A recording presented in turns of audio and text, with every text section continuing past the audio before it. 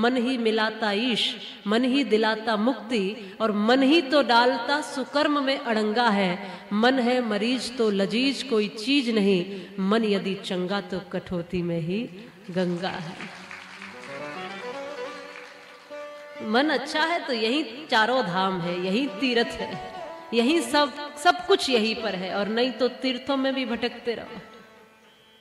मन बिगड़ा हुआ लेकर तीर्थ में भी जाओगे तो वहां भी कुछ फायदा नहीं है। इसलिए भक्ति में सर्वप्रथम सबसे पहली सीढ़ी के लिए मन को हमें अपना मित्र बनाना पड़ता है।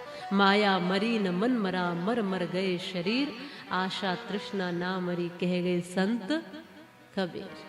तो माया और मन ये मरने वाला तो है नहीं, क्यों मारने के पीछे पड़े हो? तो मारना तो नहीं है, पर क्या करना है? बस मोड़ना है, इसकी दिशा बदलनी है। ये जो मन आपका अहित करता है, इस मन को बस अपने हित में लगाना है।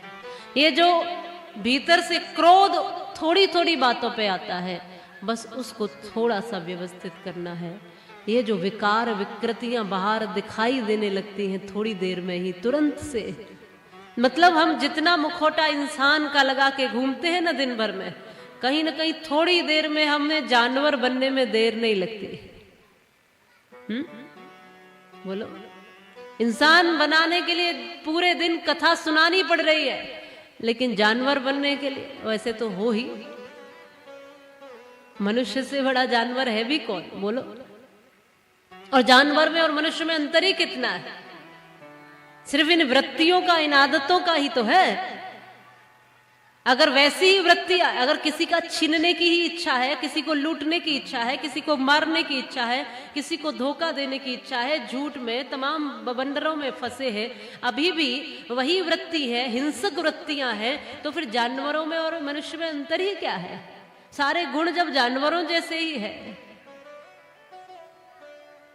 बहुत अंतर नहीं बताया। शास्त्र स्पष्ट कहता है कि इंसानों में जानवर, इंसान सबसे बड़ा जानवर है, बहुत बड़ा अंतर नहीं है। बस अंतर है केवल विचारों का, अंतर है केवल विवेक का। जिसके पास विवेक है वही मनुष्य है, जिसके पास सद्व्यवहार है वही मनुष्य है। जो सही सही चलता है, जो सही सही देखता है, जो सही सही जीता है, जो सही सही पहचानता है, जो सही सही खुद को जान लेता है, बस वो मनुष्य है।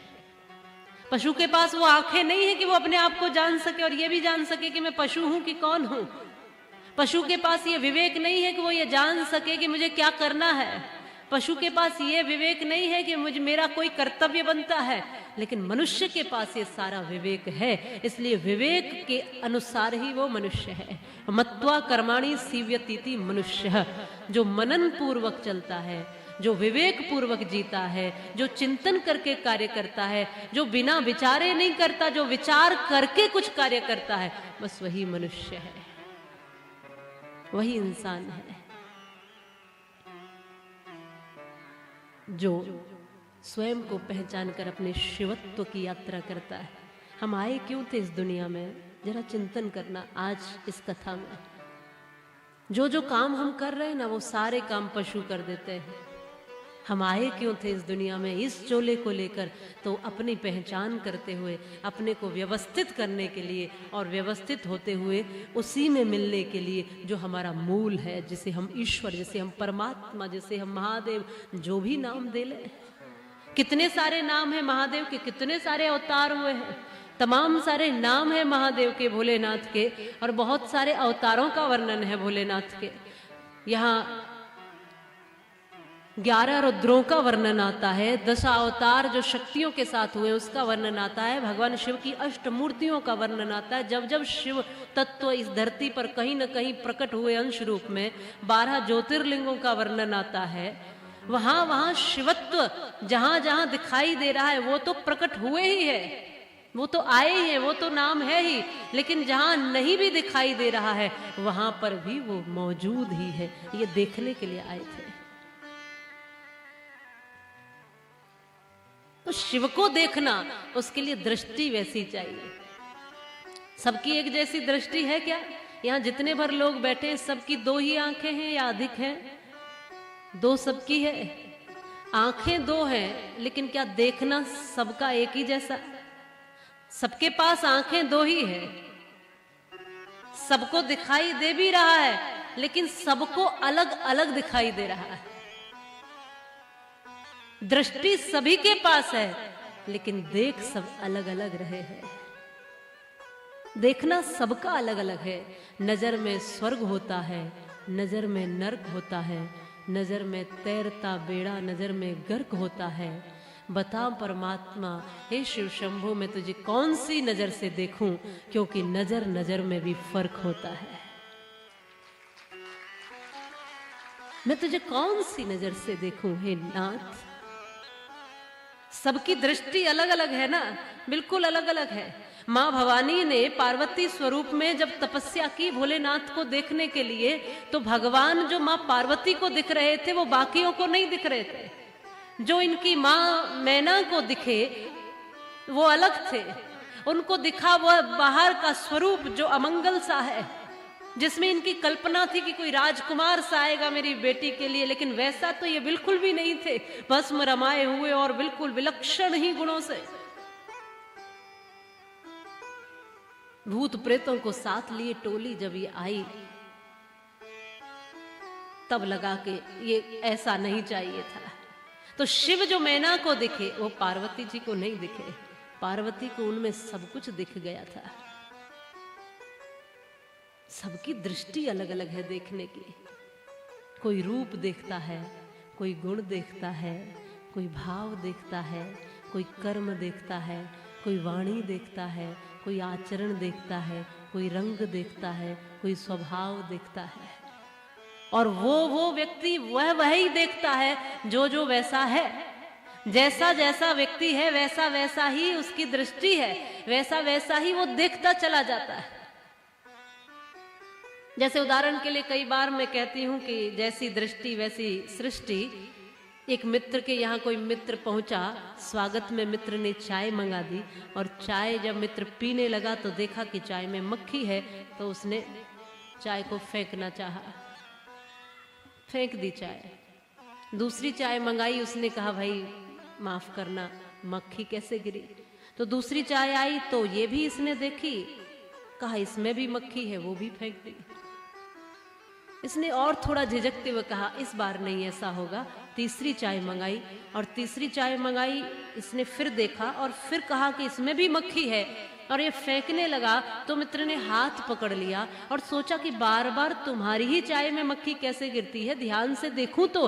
तब मित्र ने देखा, सामने से ध्यान से देखा, चाय में भी देखा, इसकी तरफ भी देखा, तो पता चला कि मक्खी चाय में नहीं थी, मक्खी इसके चश्मे पे लगी हुई थी। मक्खी कहाँ थी? चश्मे पर। कितनी भी चाय बदल दो, कितनी भी सामग्री बदल दो, कितना भी कुछ बाहर फेंक दो, जब यहां पर मक्खी लगी हुई है, दृष्टि में कुदृष्टि है, दृष्टि में कुछ ठीक नहीं है, दृष्टि में ही कपट है, भीतर ही छल है, तो फिर बाहर कहां अच्छा दिखेगा बोलो।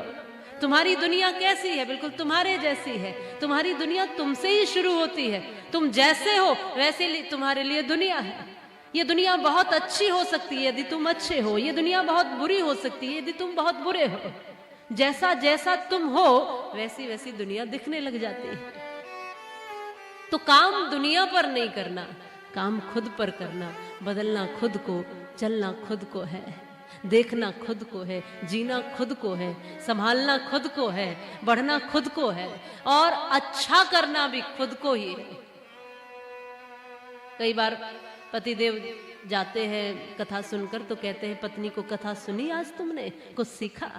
वो कहती तुम ही सीख लो, हम तो बहुत सीख गए हैं। दूसरों को सुना रहे हैं, दूसरों को सिखा रहे हैं। पर सच बात यही है कि कथा हर एक व्यक्ति के लिए है, अपने लिए कथा है। जब मैं ये भाव से सुनता हूं कि कथा मेरे लिए है, कथा मेरी है, मेरे कल्याण के लिए, तब कथा हमारे जीवन में कुछ परिवर्तन करते हैं।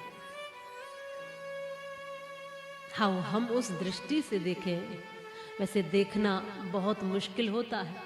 भक्ति किसी के जीवन में आ जाए, भक्ति के माने सहजता, भक्ति के माने निश्चलता, भक्ति के माने प्रेम, और ये किसी के जीवन में आ जाए तो समझना ये भगवान की कृपा ही है। लोग कितना द्वेष लेकर जीते हैं, कितना भीतर पाप छुपाए बैठे हैं, सोच कर देखो। इस द्वेष को हटाते ही प्रेम प्रकट हो जाता है, और प्रेम प्रकट होना माने परमात्मा की साक्षात कृपा। कई बार मैं कहती हूं कि जैसे सूर्य, जो कमल है ना, कमल, कमल सूर्य से खिलता है, आग से खिलाया नहीं जाता है। अब ताप सूर्य में भी है, आग में भी है, दोनों में ही ताप है, तो आग के सामने सूर्य खिलेगा? नहीं खिलेगा। कमल सूर्य से खिलता है, आग से खिलाया नहीं जाता। और परमात्मा भी आशिकी से मिलता है, इबादत से बुलाया नहीं जाता।